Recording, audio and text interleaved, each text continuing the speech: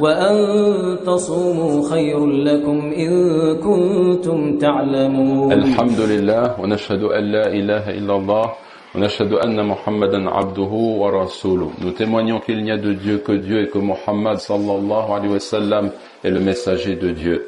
Mes chers frères et sœurs en islam, je vous recommande ainsi qu'à moi-même la piété et le fait de craindre Dieu. Dieu est avec ceux qui le craignent. Dieu dit dans le Coran: glorifie donc ton Seigneur par sa louange et sois du nombre de ceux qui se prosternent. Ibn al-Qayyim a énuméré 70 aspects utiles du dhikr, de l'évocation de Dieu. Nous pouvons retenir, mes frères et sœurs en islam, les éléments bénéfiques suivants. Premièrement, l'évocation de Dieu permet de vaincre le diable. Dieu dit dans le Coran: mes adorateurs, tu n'as sur eux aucun pouvoir. Et dans une tradition rapportant les enseignements de Yahya ibn Zakariya, Jean fils de Zacharie, il est dit: je vous recommande de vous souvenir de Dieu. Celui qui agit ainsi est tel un homme qui est poursuivi par un ennemi et qui s'en protège dans une forteresse. Deuxièmement, l'évocation de Dieu permet d'obtenir l'agrément divin. Il n'existe pas une action qui suscite cet agrément autant que le fait d'être lié à Dieu par le dhikr. Troisièmement, l'évocation et le souvenir de Dieu font que Dieu se souvient de sa créature. Le Coran dit en effet: et souvenez-vous de moi, je me souviendrai de vous. Un sage musulman déclara ainsi: je sais quand Dieu se souvient de moi. Comment? Lui demanda-t-on.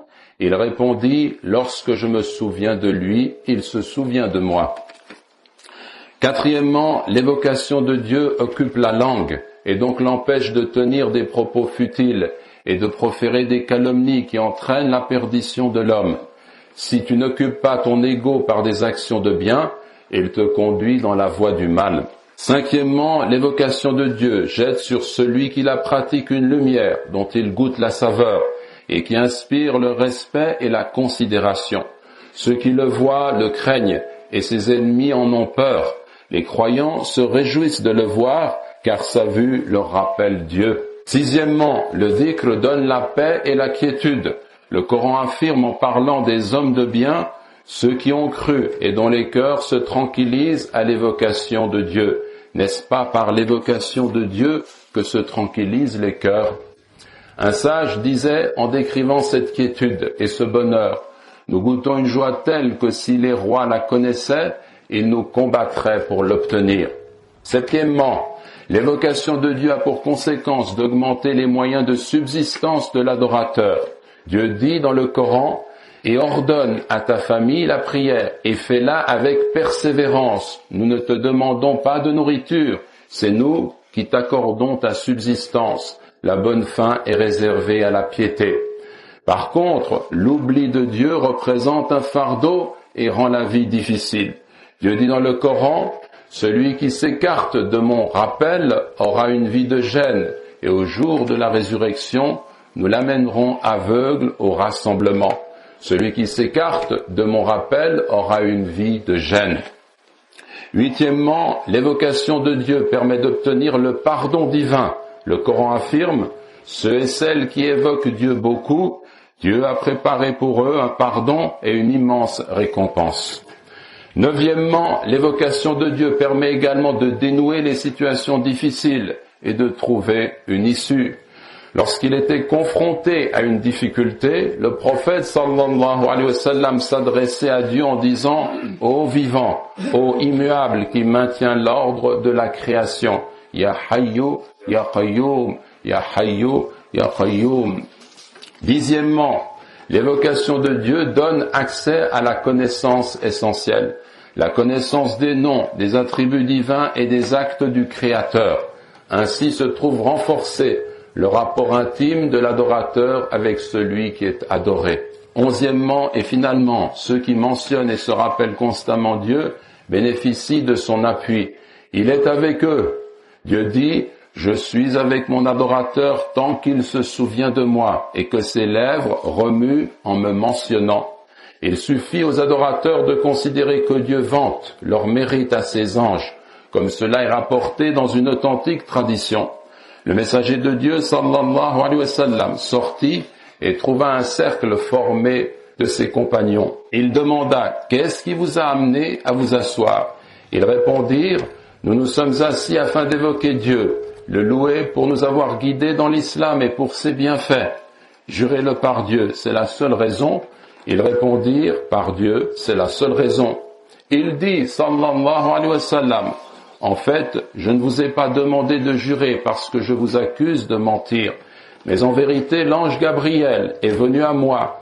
Il m'a informé que Dieu, à lui la puissance et la majesté, vous vante auprès de ses anges. Rapporté par Muslim, At-Tirmidhi et An-Nasa'i.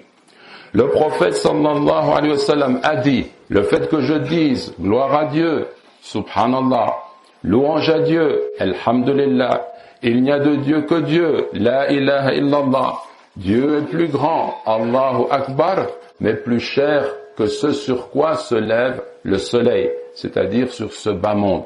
Le hadith est rapporté par Muslim.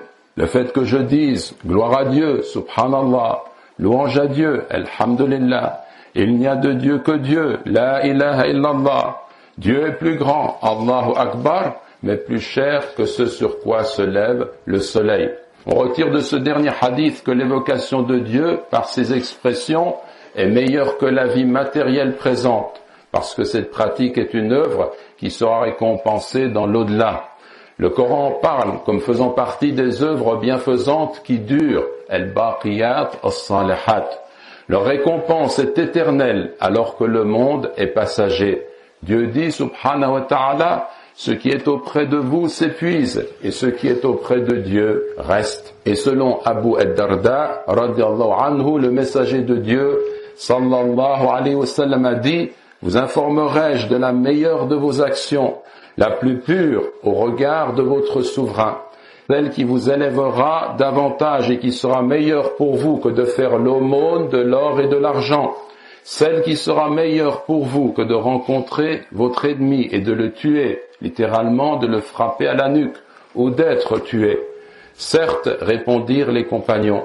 Le prophète sallallahu alayhi wa sallam poursuivit, l'évocation de Dieu, exalté soit-il, rapportée par At-Tirmidhi et Al-Hakim.